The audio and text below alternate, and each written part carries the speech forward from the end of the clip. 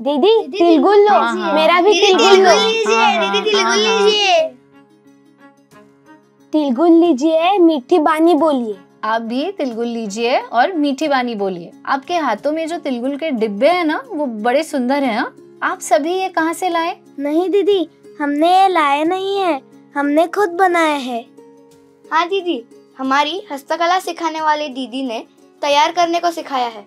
और हमने बनावट सीखी है, उसमें से किया है। अरे वाह, बहुत अच्छे। और क्या क्या सिखाया? मस्खरे की टोपी। मेरा डिब्बा लक्कड़ जैसा है। मेरी कंपास बॉक्स जैसा। मैंने दीदी से सीधा डिब्बा तैयार करना सीखा है। बहुत अच्छे, आपने अलग अलग आकार के डिब्बे बनाए। अभी मैं आपको कुछ वस्तुएं दिखाती हूँ।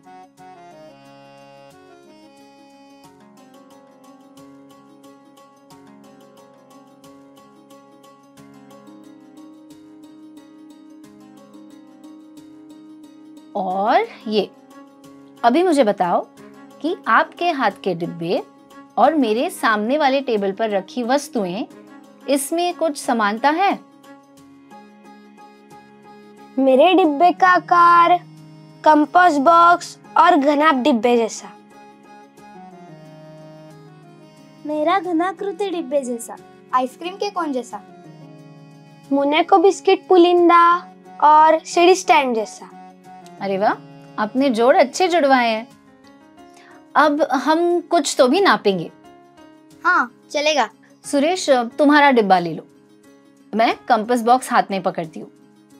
अब मुझे बताओ, इस आकार को क्या कहते हैं? आपको मालूम है? घनाभ। हाँ बराबर। अभी उसकी कोरे कगार नापेंगे। AB, BC, CD, DA।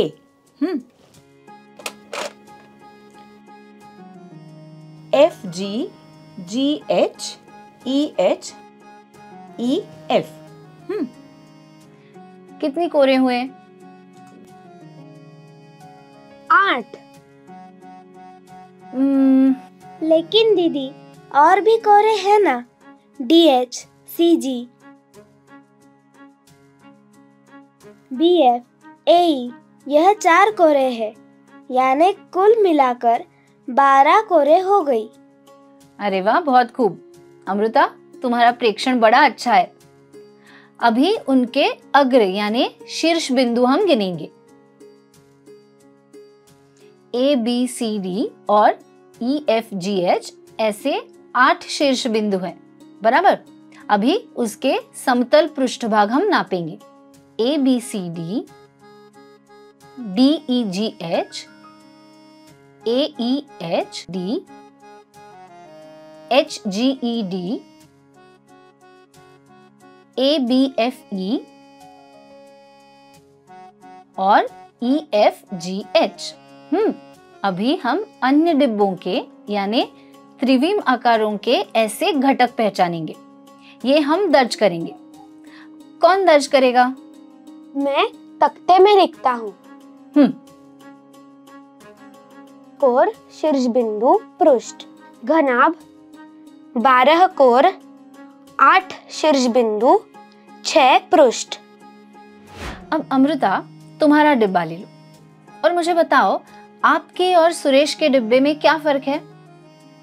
मेरे डिब्बे के सभी कोरे पृष्ठ समान है, घना है वह। मैं झट से बताती हूँ, बाकी सब तो घनाभ सरीके हैं। यानी अमृता, तुम्हारे डिब्बे को 12 कोर, 8 शीर्ष बिंदु, 6 पृष्ठ है।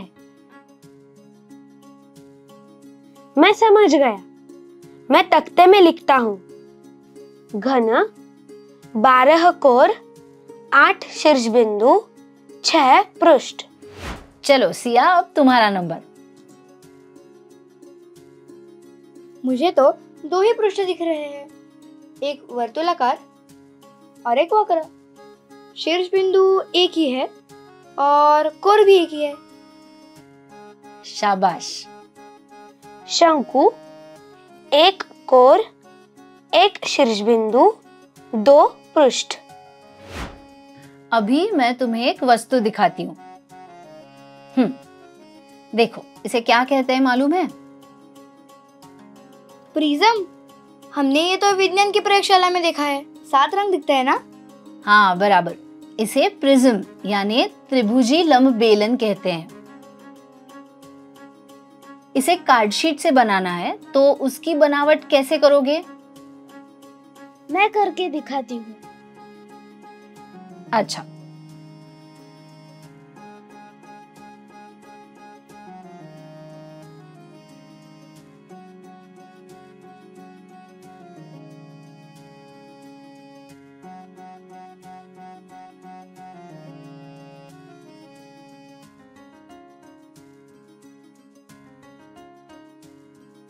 अरे वाह, बहुत बढ़िया।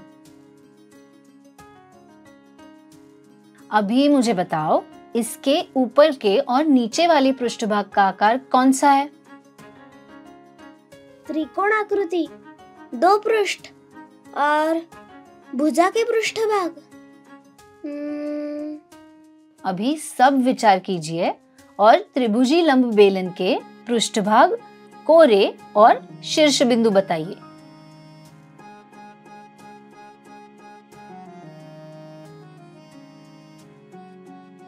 छह शीर्ष बिंदु।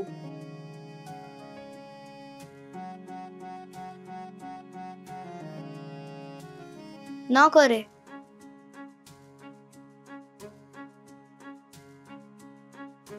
पांच पृष्ठ।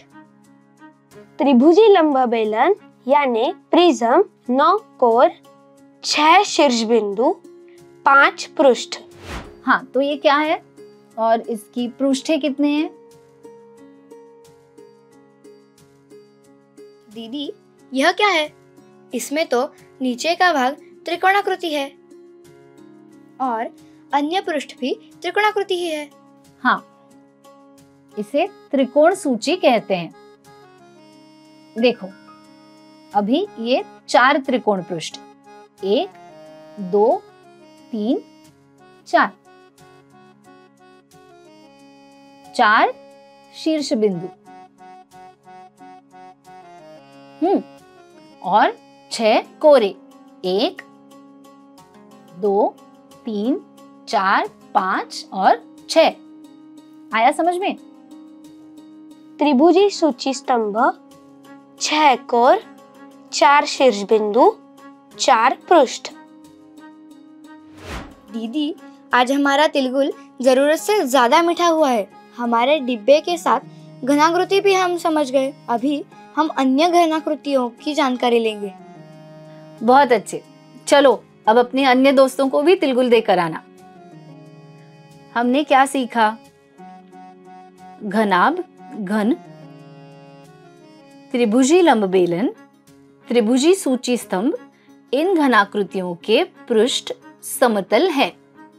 उनकी कोरे, शीर्ष बिंदु, पृष्ठ हम नाप सकते हैं। चींटी के तल का और ऊपरी पृष्ठभाग समान होते हैं। त्रिकोण, चौकोन, चतुष्कोण आदि चींटियों के खड़े पृष्ठ आयताकृति होते हैं। सूची के खड़े पृष्ठ त्रिकोणाकृति होते हैं। चींटी और सूची के तल के आकार से उस आकृति का नाम स्पष्ट होता है। स्वाध्याय: घन शंकु। एक व्यावहारिक उदाहरण बताइए। घनाभ तैयार करना है, उसकी बनावट लिखिए और निकालिए। चतुर्भुजी सूची स्तंभ आकृति निकालिए। उसकी कोरे, शीर्ष बिंदु, पृष्ठ संख्या गिनिए और लिखिए। इस आकृति को क्या कहेंगे? इनके पृष्ठ कितने हैं?